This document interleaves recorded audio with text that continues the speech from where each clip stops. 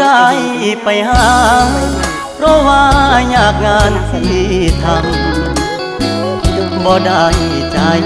ดำยังกึดน้ำตัวน้องคือเก่าบ่ได้เปลี่ยนไปหัวใจอ้ายยังห่วงเจ้าบ่ได้ปล่อยให้เงาเสาร์อาทิตย์ติดงานโอทีได้แต่โทรหาน้องคงจะไม่ว่ากันบอกเคยเปลี่ยนพันสัญญาหักมันคนดีบ่ได้กักมีกิ๊ก